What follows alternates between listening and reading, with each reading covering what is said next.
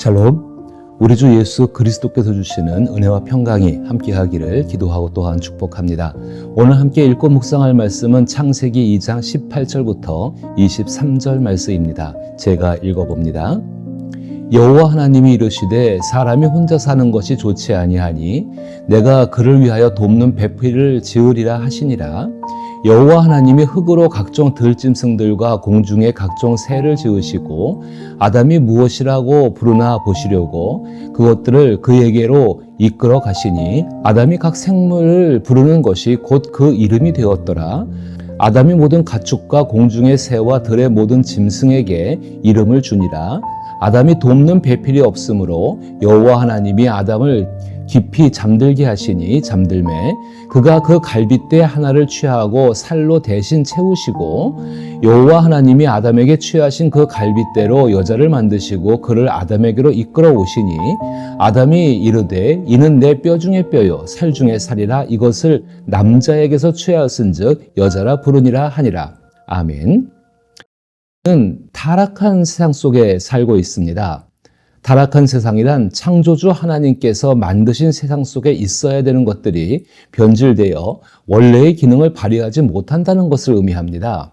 원래의 기능을 발휘하지 못하는 첫 번째는 자기 삶으로 하나님을 찬양하는 것입니다. 창조의 첫 번째 이야기에서는 하나님께서 6일 동안 세상을 창조하시고 제7일에 안식하셨음을 말합니다. 이는 하나님의 창조가 완전함을 의미하며 창조의 리듬은 반복되어 하나님께서 이루시는 완성을 향해 나아간다고 말씀을 드렸습니다. 창조의 리듬은 우리에게 생명력을 공급합니다. 우리가 안식을 지키는 것은 하나님의 생명으로 완성되는 리듬에 참여하는 것입니다. 창조의 리듬에 참여하면 참여할수록 천지를 창조하신 하나님을 찬양할 수밖에 없습니다. 그래서 시편에 등장하는 창조에 관한 찬양시는 창조의 리듬 속에서 일하시는 하나님을 발견한 사람들의 찬양입니다. 두 번째는 남자와 여자를 독립된 인격체로 보지 않고 성적 특성을 가진 남성과 여성으로 본다는 것입니다.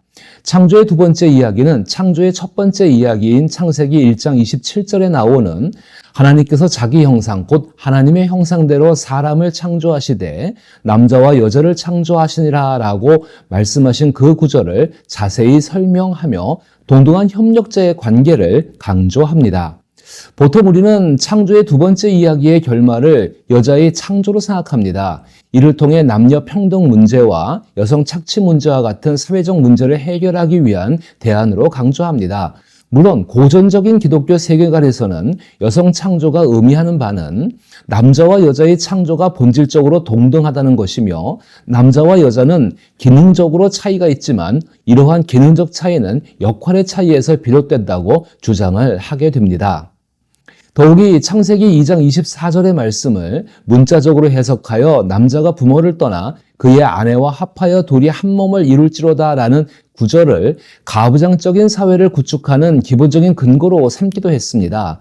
그런데 이 구절에서 아직 아담과 여자에게는 부모가 없었기 때문에 가부장적인 사회의 요구에 의해서 삽입된 것이라는 주장도 가능하게 했습니다. 그러나 예수님은 마태복음과 마가복음에서 그 사람이 부모를 떠나 한 몸이 될지라는 말씀을 통해 동등한 협력자의 결합을 강조하셨습니다.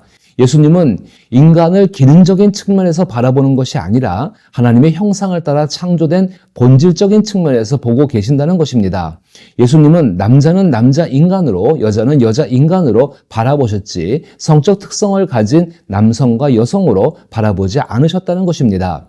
그것은 하나님께서 인간을 창조하시고 인간의 어떤 태도와 모습에도 변화 없이 인간을 바라보시는 관점을 말하고 있는 것입니다.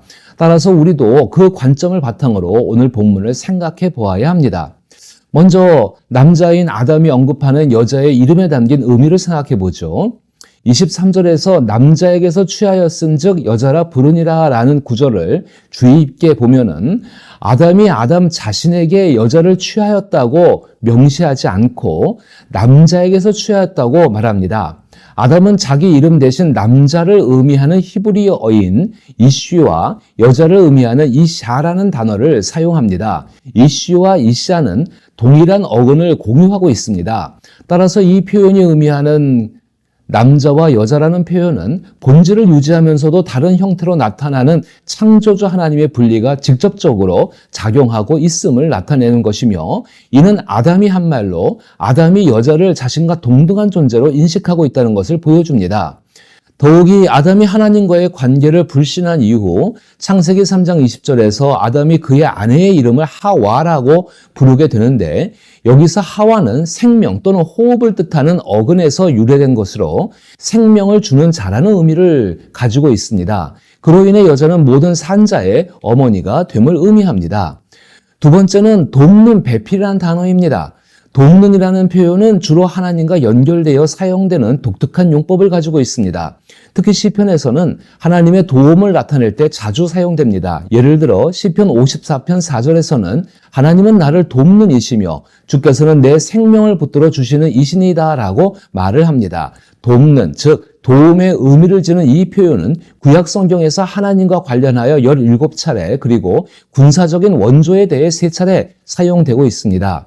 그런데 그 하나님의 도움과 연관하여 사용되는 말을 창세기 2장 18절과 2장 20절에서는 돕는이라는 분명한 의미를 가지고 여자의 창조와 관련하여 사용합니다.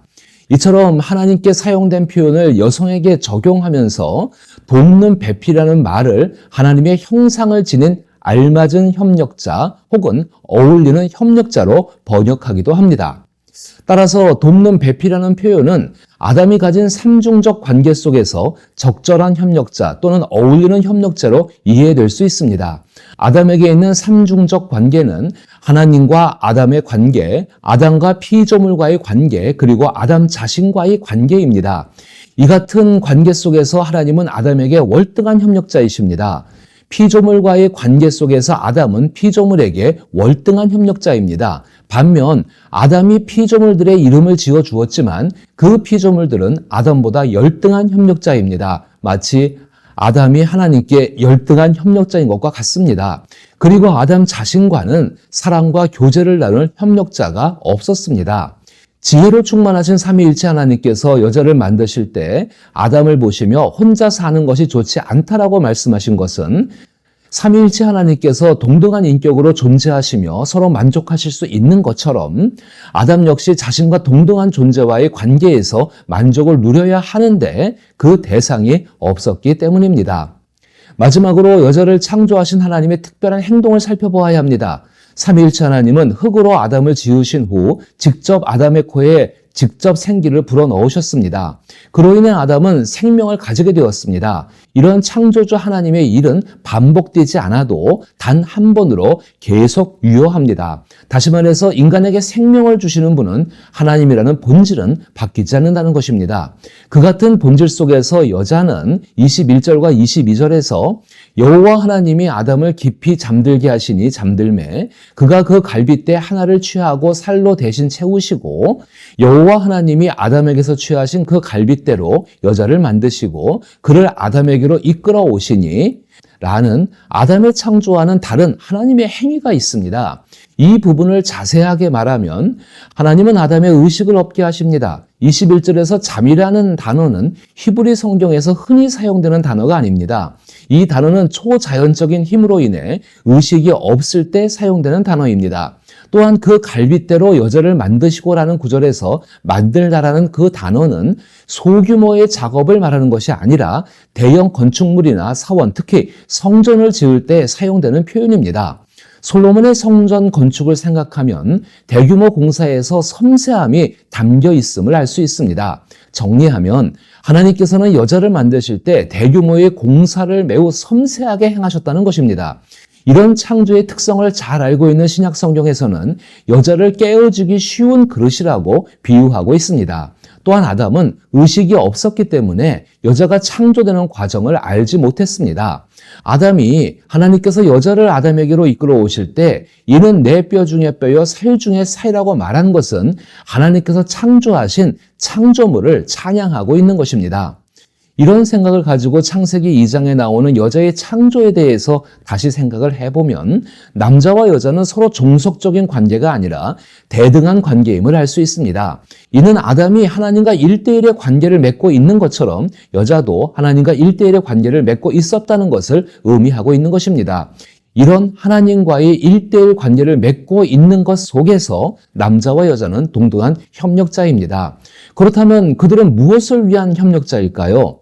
창조주 하나님을 신뢰하기 위한 협력자라고 말하고 싶습니다. 하나님은 인간을 창조하실 때 선과 악을 택할 수 있는 모든 가능성을 담아두셨습니다. 그리고 선을 택할 수도 있고 악을 택할 수도 있는 자유의지를 또한 주셨습니다. 그런 인간은 하나님을 신뢰할 때 자신의 자유의지로 선을 택할 수 있습니다. 그러나 혼자의 선택은 언제나 불안정합니다. 깨어지기 쉽다는 것입니다. 남자와 여자는 하나님을 신뢰하는 일을 협력함으로써 선을 택할 수 있고 악의 선택의 욕망을 다스릴 수 있습니다. 이는 그리스도 예수 안에서 믿음의 동역자라는 표현으로 대체할 수도 있습니다. 에덴 동산을 지키고 돌보며 에덴 동산의 창조물들의 정체성을 확립하고 그들이 하나님께서 주신 생명으로 번성하고 충만하도록 하는 하나님의 복을 이루는 일을 위해서 이들은 협력해야 합니다. 이를 통해 남자와 여자, 즉 인간은 하나님께서 정해놓으신 영역 안에서 피조물과 하나님의 형상을 따라 창조된 존재로서 영광을 누리게 됩니다. 그리고 남자와 여자가 하나님의 형상을 따라 창조되었지만 혼자의 힘으로는 생명을 창조하는 기쁨을 가질 수가 없습니다.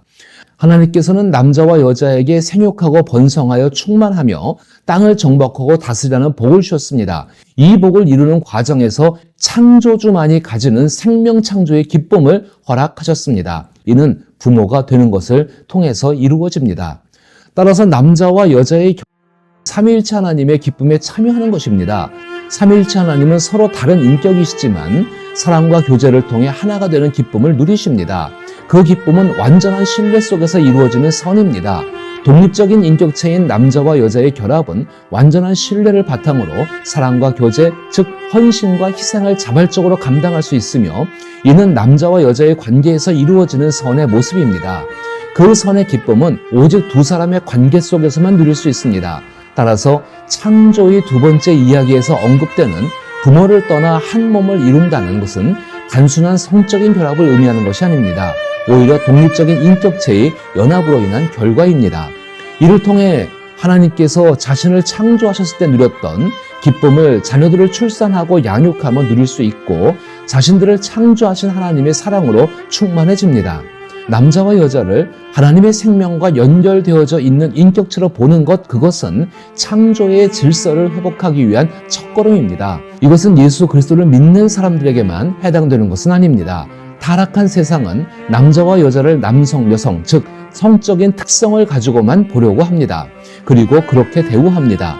그것은 남성과 여성을 자신이 지배하고 정복하고 다스리고 싶은 목적의 대상으로 보고 있다는 것입니다. 예수님은 그런 세상 속에서 오셔서 남성과 여성을 하나님의 생명으로 연결된 인격체로 대우하셨습니다. 예수님 주변에 많은 여성들이 있었지만 그것은 그 사회로부터 전혀 문제가 될 수 없었습니다. 오히려 한 인격체로 대우받음으로 그들에게 복음은 생명처럼 받아들여졌습니다. 교회는 이런 일을 행할 수 있는 공동체입니다. 그리스도인 한 명 한 명이 서로를 예수의 생명으로 살아가는 인격체로 대우할 수 있을 때 이 일은 가능합니다. 그리고 우리는 그 일을 해내야 합니다. 이 같은 삶을 살아갈 수 있기를 축복합니다.